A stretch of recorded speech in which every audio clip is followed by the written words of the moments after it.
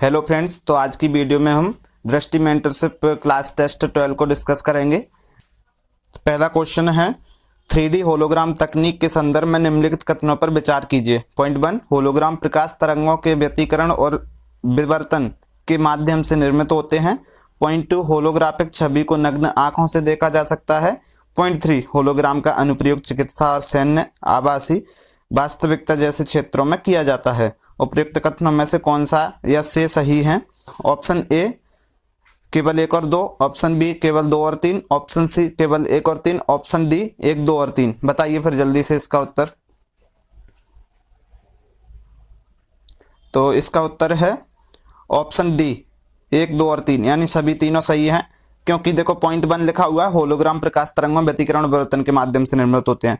बिल्कुल सही है। एक देखो होता क्या है, 3D होलोग्राम एक थ्री डायमेंशनल फोटो होती है, ठीक है, जो किसी वस्तु के प्रकाश क्षेत्र का यूज करती है और उसके बाद में ये 3D फोटो बनाई जाती है। ओके, तो क्या है होलोग्राम? एक फोटो है, 3 डायमेंशनल फोटो।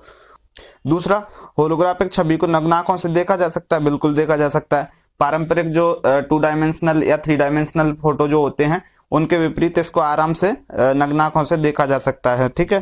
तीसरा, होलोग्राम का अनुप्रयोग चिकित्सा, सैन्य, आवासीय, वास्तविक सभी में किया जा सकता है। ओके, ये करंट अफेयर का क्वेश्चन है। तो हाल ही में चर्चा में क्यों रहा? क्योंकि हाल ही में जापान ने जालसाजी और सुरक्षा बढ़ाने के पर्पज से 3D जो होलोग्राम टेक्नोलॉजी है तो उसके बैंक नोट जारी किए हैं, ठीक है, इसलिए चर्चा में रहा। तो चलिए फिर अगला क्वेश्चन देखते हैं। अगला क्वेश्चन है डार्क ऑक्सीजन की अवधारणा के संदर्भ में निम्नलिखित कथनों पर विचार कीजिए। पॉइंट 1, डार्क ऑक्सीजन का उत्पादन जीवित जीवों से स्वतंत्र रासायनिक प्रतिक्रियाओं के माध्यम से किया जा सकता है। पॉइंट 2, डार्क ऑक्सीजन के निर्माण की प्रक्रिया के लिए उच्च तापमान की आवश्यकता होती है जो आमतौर पर हाइड्रोथर्मल वेंट में पाया जाता है। और इसके बाद में हमें बताने इसके उत्तर। उपयुक्त कथनों में से कौन सा से सही है? ऑप्शन ए केवल 1, ऑप्शन बी केवल 2, ऑप्शन सी 1 और 2 दोनों, और ऑप्शन डी ना तो 1 और ना ही 2। तो लगाओ फिर इसका उत्तर क्या है।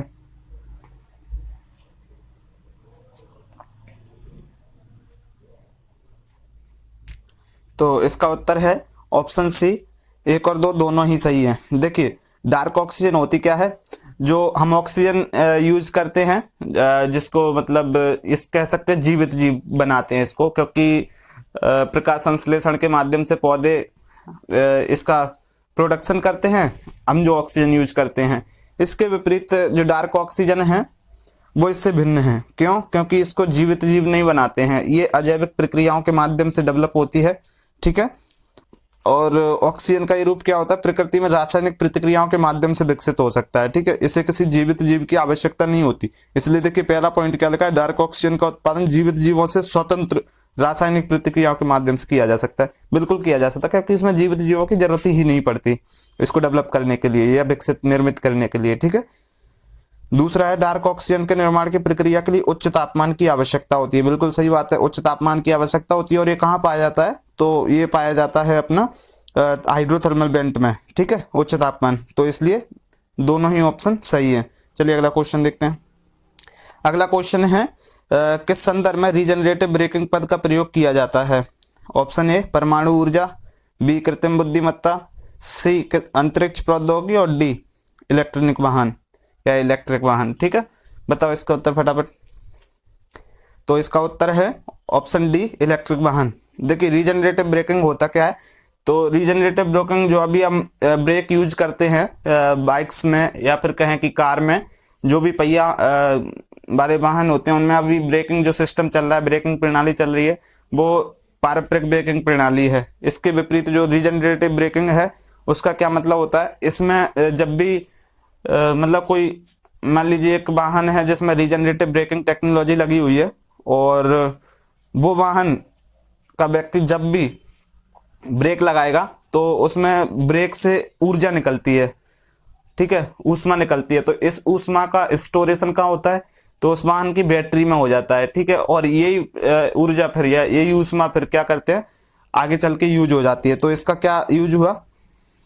रीजनरेटिव ब्रेकिंग सिस्टम का क्या यूज हुआ? तो इसका यूज हुआ कि ऊर्जा उपयोग दक्षता को बढ़ जाता है। इससे वाहन की ऊर्जा उपयोग की दक्षता बढ़ जाती है, क्योंकि ब्रेक लगाने पर ऊर्जा से बैटरी स्टोर हो जाती है, ठीक है। ठीक है। तो ये है रीजनरेटिव ब्रेकिंग टेक्नोलॉजी जो इलेक्ट्रिक वाहन में यूज होती है। चलिए अगला क्वेश्चन देख लेते हैं। अगला क्वेश्चन है बिंझजम बंदरगाह के संदर्भ में निम्नलिखित कथनों पर विचार कीजिए। पॉइंट 1, बिंझजम बंदरगाह तमिलनाडु राज्य में स्थित है। पॉइंट 2, यह भारत का पहला डीप वाटर ट्रांसशिपमेंट बंदरगाह है। उपरोक्त कथनों में से कौन सा सही है? ए केवल एक, बी केवल दो, सी एक और दो दोनों, डी ना तो एक और ना ही दो। बताओ इसका फटाफट से उत्तर। तो इसका उत्तर है ऑप्शन बी, केवल दो सही है। ठीक है, पहला गलत है क्योंकि बिंझजम बंदरगाह ना तमिलनाडु राज्य का नहीं है, ये केरल में स्थित है। ठीक है, तो पहला इसलिए गलत है, और दूसरा भारत का पहला डीप वाटर ट्रांसशिपमेंट बंदरगाह तो है ही, तो दूसरा सही है। ठीक है, चलिए अगला क्वेश्चन देखते हैं। अगला क्वेश्चन है सिटी गैस डिस्ट्रीब्यूशन नेटवर्क के संदर्भ में निम्नलिखित कथनों पर विचार कीजिए। पॉइंट 1, नेटवर्क में पाइप्ड नेचुरल गैस यानी पीएनजी और संपीड़ित प्राकृतिक गैस यानी कि सीएनजी की आपूर्ति के लिए भूमिगत पाइपलाइनों की एक परस्पर जुड़ी प्रणाली शामिल है। पॉइंट 2, सीएनजी का उपयोग मुख्य रूप से, यहाँ पर लिखा है देखो सीएनजी छूट गई यहाँ पर, मतलब मिस टाइप हो गया है। तो पॉइंट 2 में है सीएनजी का उपयोग मुख्य रूप से औद्योगिक क्षेत्र में किया जाता है, जबकि पीएनजी का उपयोग मुख्य रूप से ऑटो ईंधन के रूप में किया जाता है।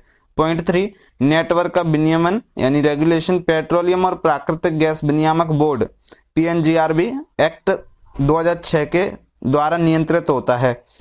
उपयुक्त में से कौन सा ऐसे कथन सही है? ए केवल एक और दो, बी केवल एक और तीन, सी एक दो और तीन, डी एक दो और तीन। बताइए फिर इसका उत्तर। तो इसका उत्तर है ऑप्शन बी, केवल एक और तीन। देखिए क्या है, सिटी गैस डिस्ट्रीब्यूशन नेटवर्क। ठीक है, सिटी गैस डिस्ट्रीब्यूशन नेटवर्क ये जो है, ये जो नेटवर्क है वो पीएनजी और सीएनजी में यूज होता है। ठीक है, फर्स्ट इसलिए सही है, और दूसरा इसलिए गलत है क्योंकि इन्होंने जो इन्फॉर्मेशन है उसको इंटरचेंज कर दिया है। यहाँ पर लिखा है सीएनजी का उपयोग औद्योगिक क्षेत्र में, नहीं, सीएनजी का उपयोग क्या करते हैं, इसका उपयोग ऑटो ईंधन में किया जाता है। ठीक है, ऑटो ईंधन में किया जाता है। और जो पीएनजी है, सीएनजी का मतलब कि अपन जो सीएनजी भराते हैं, आप कभी गए होंगे तो कार में या फिर कहें कि ऑटो वगैरह में, तो इनमें सीएनजी का यूज किया जाता है। ठीक है, जबकि पीएनजी का यूज जो है वो औद्योगिक, वाणिज्यिक और घरेलू आवश्यकताओं के लिए किया जाता है, इसलिए दूसरा जो गलत है वो। तीसरा क्या है, नेटवर्क का विनियमन पेट्रोलियम प्राकृतिक गैस विनियामक बोर्ड 2006 अधिनियम 2006 द्वारा नियंत्रित होता है, तीसरा सही है। ठीक है, इसलिए क्या हुआ, एक और तीन, इसका उत्तर हुआ ऑप्शन बी। मतलब अभी तक ये देखिए 5 क्वेश्चन थे करंट अफेयर के थे, मतलब कहें कि समसामयिक मुद्दों से संबंधित थे। अब अगला क्वेश्चन है, और ये सारे क्वेश्चन अब हिस्ट्री के संबंधित होंगे, मॉडर्न हिस्ट्री के। ठीक है, तो अगला क्वेश्चन है वर्ष 1817 के पाइका विद्रोह के संबंध में निम्नलिखित कथनों पर विचार कीजिए। पॉइंट 1, इसका नेतृत्व मैसूर के पाइका सैन्य समुदाय ने ब्रिटिश सत्ता के विरुद्ध किया था। पॉइंट 2, अंग्रेजों ने पाइकाओं के एक नई कर प्रणाली लागू की जिसके परिणाम स्वरूप व्यापक शिकायतें उत्पन्न हुई। उपयुक्त कथनों में से कौन सा से सही है? केवल एक, केवल दो, एक और दो दोनों, ना तो एक और ना ही दो। ठोक दो इसमें अपना उत्तर। चलिए, तो इसका उत्तर है ऑप्शन बी, केवल दो सही है। ठीक है, पहला गलत है क्योंकि जो पाइका विद्रोह है वो 1817 में तो हुआ था, लेकिन कहाँ हुआ था? उड़ीसा में, ना कि मैसूर में। ठीक है, तो उड़ीसा में क्या है, ये ब्रिटिश औपनिवेशिक शासन के विरुद्ध एक सशस्त्र विद्रोह था। और ब्रिटिश, मतलब इसका कारण क्या था, तो ब्रिटिश आर्थिक और राजस्व गतिविधियों के विरुद्ध में ये लड़ा गया था, इसलिए दूसरा सही भी है। इसका नेतृत्व किसने किया था? तो बख्शी जगबंधु ने इनका मतलब इस विद्रोह का नेतृत्व किया था। ठीक है, और कारण तो पता ही आपको, ब्रिटिश आर्थिक राजस्व गतिविधियों। तो इसमें हुआ क्या था कि नई कर प्रणाली लागू कर दी थी जिसके विरोध में पाइका विद्रोह हो गया था। ठीक है, चलिए अगला क्वेश्चन देखते हैं। अगला क्वेश्चन है सन्यासी और फकीर विद्रोह 1763 से 1800 के संदर्भ में निम्नलिखित कथनों पर विचार कीजिए। पॉइंट 1, यह विद्रोह पारंपरिक तीर्थ यात्रा मार्गों और धार्मिक प्रथाओं पर ब्रिटिश प्रतिबंधों की प्रतिक्रिया थी। पॉइंट 2, यह विद्रोह में हिंदू सन्यासी और मुस्लिम फकीर दोनों शामिल थे जो उपनिवेशवाद विरोधी प्रयासों में प्रारंभिक सांप्रदायिक सहयोग का संकेत देता है। उपयुक्त में से कौन सा से कथन सही है भाई? केवल एक, केवल दो, एक और दो दोनों, ना ही एक ना ही दो, है ना, ना तो एक ना ही दो। तो बताओ फिर इसका उत्तर क्या हो सकता है। तो इसका उत्तर है ऑप्शन सी, 1 और 2 दोनों ही सही हैं। ठीक है, देखिए इसका टाइम पीरियड तो हमें पता है क्योंकि ऑप्शन में क्वेश्चन में ही लिखा है 1763 से 1800। ये क्या था कि सन्यासी फकीर विद्रोह एक धार्मिक विद्रोह था। ठीक है, धार्मिक विद्रोह था और इसका कारण क्या हुआ था कि तीर्थ यात्रा जो मार्ग थे सन्यासियों के तो फकीरों के, तो उन पर ब्रिटिशों ने प्रतिबंध लगा दिया। तो इसके कारण क्या है ना, उनकी जो तीर्थ यात्रा थी वो प्रतिबंध यानी बाधित हो गई थी कह सकते हैं। तो इस कारण उन्होंने विद्रोह किया और इसी विद्रोह से जो है वो प्रेरित होकर बंकिम चंद्र चट्टोपाध्याय ने अपना नाटक आनंद मठ लिखा। ठीक है, तो इसलिए दोनों तो सही हैं ही हैं, लेकिन एक नया फैक्ट मैंने आपको बता दिया कि आनंद मठ जो है बंकिम चंद्र चट्टोपाध्याय का नाटक है और ये किस पर बेस्ड है या किससे प्रेरित है, तो सन्यासी और फकीर विद्रोह से प्रेरित है। ठीक है, अगला क्वेश्चन देखते हैं। अगला क्वेश्चन है भारतीय राष्ट्रीय कांग्रेस के प्रारंभिक राष्ट्रवादी चरण, इसका प्रारंभिक चरण कब था? 1885 से 1905 में निम्नलिखित घटनाओं पर विचार कीजिए। पॉइंट 1, नागरिक अधिकारों और प्रशासनिक सुधारों के लिए याचिका दायर करना। पॉइंट 2, भारतीय प्रतिनिधित्व बढ़ाने वाली विधान परिषदों की मांग। और पॉइंट 3, ब्रिटिश वस्तुओं का बहिष्कार। उपयुक्त गतिविधियों में से कौन सी प्रारंभिक राष्ट्रवादी चरण की विशेषता थी? ऑप्शन ए केवल 1 और 2, ऑप्शन बी केवल 1 और 3, ऑप्शन सी 2 और 3, ऑप्शन डी 1, 2 और 3। बताओ फिर, लगा सकते हो आप आराम से एलिमिनेट करके इसका उत्तर। चलिए, तो लगा लिया आपने, तो इसका उत्तर है ऑप्शन ए केवल 1 और 2। ठीक है, देखिए पहला सही है क्योंकि देखो जो राष्ट्रवादी चरण था, प्रारंभिक राष्ट्रवादी चरण कांग्रेस का, तो ये उदारवादी चरण था, नरमपंथी चरण था। ठीक है, और इनकी विशेषता क्या थी? तो ये संवैधानिक सुधारों पर बल देते थे, याचिका दायर करते थे, अपील करते थे, ये प्रत्यक्ष विरोध पर बल नहीं देते थे या प्रत्यक्ष विरोध में विश्वास नहीं करते थे। ठीक है, तो और इनके नेता कौन कौन थे? जैसे गोपाल कृष्ण गोखले, दादा भाई नौरोजी, ठीक है, रमेश चंद्र बनर्जी, सुरेंद्रनाथ बनर्जी, तो ये सब नेता जो है प्रारंभिक चरण के थे कांग्रेस के। ठीक है, तो क्या हुआ? पहला, नागरिक के प्रशासनिक सुधारों के लिए याचिका दायर करना, बिल्कुल याचिका जैसे मैंने अभी बताया। दूसरा, विधान परिषदों की मांग, सही है। तीसरा, ब्रिटिश वस्तुओं का बहिष्कार, ये सही नहीं है। क्यों? क्योंकि ब्रिटिश वस्तुओं का बहिष्कार इस प्रारंभिक चरण की विशेषता नहीं है, ये स्वदेशी आंदोलन जो 1905 में हुआ था उसकी विशेषता है। ठीक है, स्वदेशी आंदोलन में ही ब्रिटिश वस्तुओं का बहिष्कार किया गया था, इसलिए तीसरा सही नहीं है। चलिए अगला क्वेश्चन देखते हैं। अगला क्वेश्चन भी स्वदेशी आंदोलन से ही संबंधित आ गया। तो स्वदेशी आंदोलन के संदर्भ में निम्नलिखित कथनों पर विचार कीजिए। पॉइंट 1, स्वदेशी आंदोलन वर्ष 1905 में बंगाल विभाजन के प्रतिक्रिया स्वरूप शुरू किया गया था। पॉइंट 2, इस आंदोलन में ब्रिटिश वस्तुओं के बहिष्कार और स्वदेशी उद्योगों को बढ़ावा देने पर जोर दिया गया। पॉइंट 3, स्वदेशी आंदोलन केवल बंगाल तक ही सीमित रहा और भारत के अन्य क्षेत्रों पर इसका विस्तार नहीं हुआ। ठीक है, बताओ फिर इसका उत्तर क्या है? तो इसका उत्तर है ऑप्शन सी, केवल 1 और 2। ठीक है, पहला तो सही है, 1905 में बंगाल विभाजन के प्रतिक्रिया स्वरूप सही है। दूसरा, आंदोलन में ब्रिटिश वस्तुओं का बहिष्कार, ये भी मैंने अभी बता दिया। ठीक है, तीसरा सही नहीं है, यहाँ पर लिखा है कि सीमित क्षेत्र, केवल बंगाल तक ही, बंगाल तक नहीं रहा।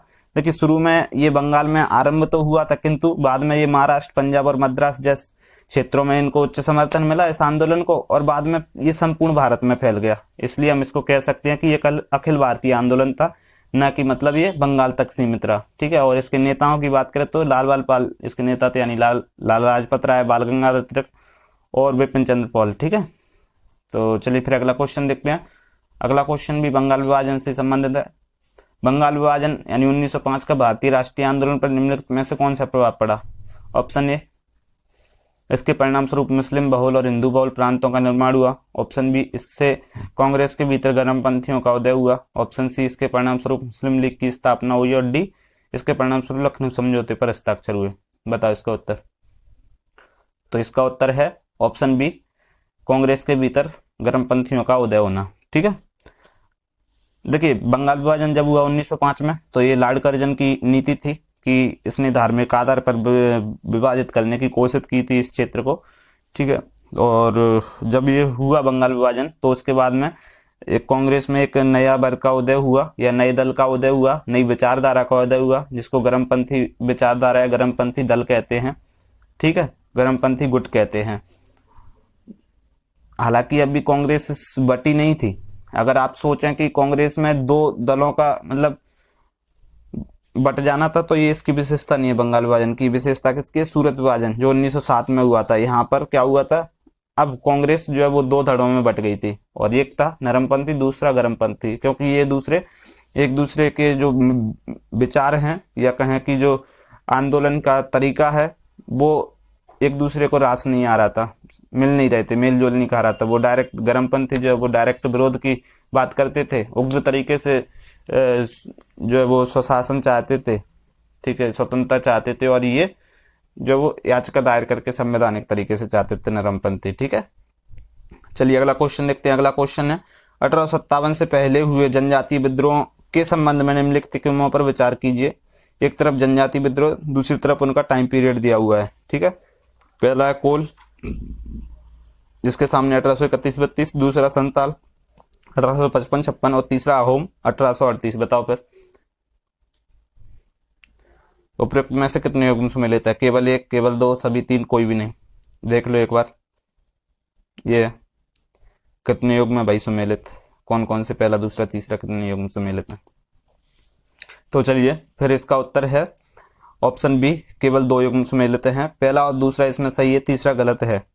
ठीक है, देखो कोल विद्रोह ये तो पता ही, समय कब है? 1831-32। क्षेत्र इसका जो है कोल विद्रोह का वो छोटा नागपुर पठार है, वर्तमान जैसे झारखंड कहते हैं। कारण क्या था इस विद्रोह का?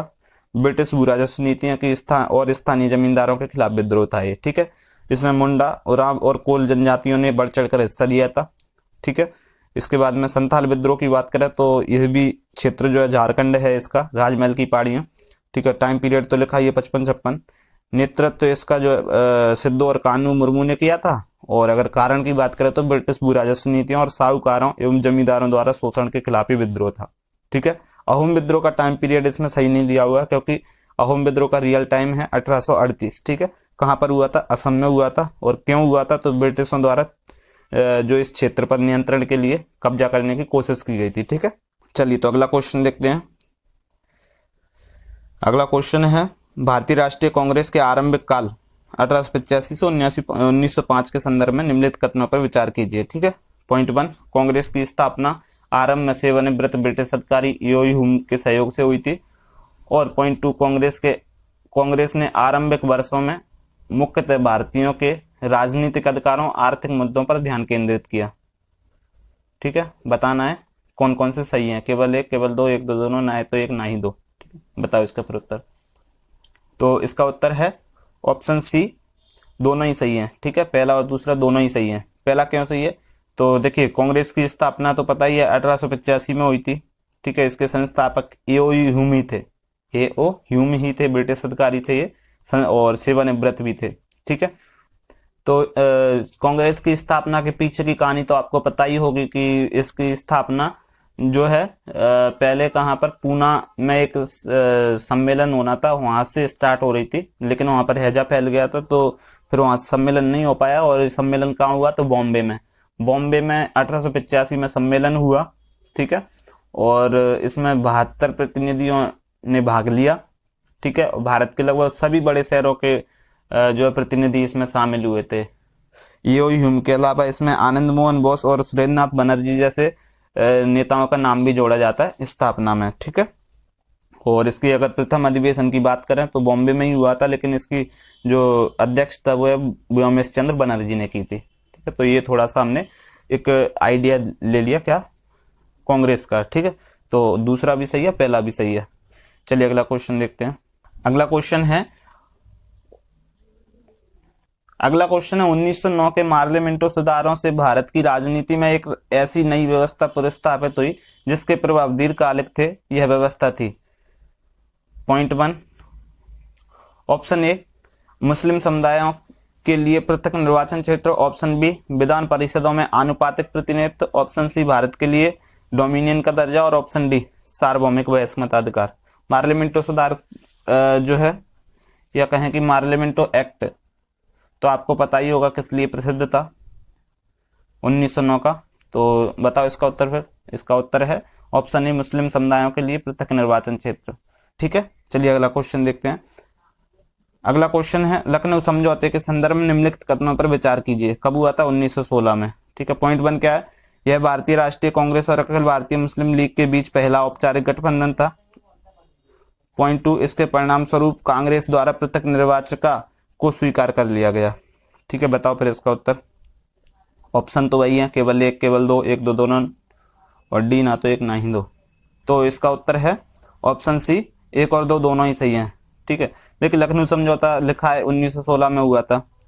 भारतीय राष्ट्रीय कांग्रेस और अखिल भारतीय मुस्लिम लीग के बीच पहला औपचारिक गठबंधन, बिल्कुल सही। इसके परिणाम स्वरूप कांग्रेस द्वारा पृथक निर्वाचिका स्वीकार कर लिया गया, बिल्कुल सही। ठीक है, तो दोनों ही सही हैं। अगला क्वेश्चन देखते हैं। अगला क्वेश्चन है 1919 के रॉलेट अधिनियम का भारत में व्यापक विरोध हुआ क्योंकि ऑप्शन ए, इसमें औपनिवेशिक सरकार को बिना मुकदमे के व्यक्तियों को गिरफ्तार करने और हिरासत में रखने का प्रावधान किया गया। ऑप्शन बी, इससे अंग्रेजों को भारतीय स्वामित्व वाले व्यवसायों की जब्त करने का अधिकार प्राप्त हुआ। ऑप्शन सी, इसमें सार्वजनिक स्थलों पर प्रजातीय पृथक्करण को वैध बनाया गया। ऑप्शन डी, इसमें विधान परिषदों में भारतीयों की भागीदारी पर प्रतिबंध लगा दिया गया। ठीक है, तो बताओ फिर इसका उत्तर।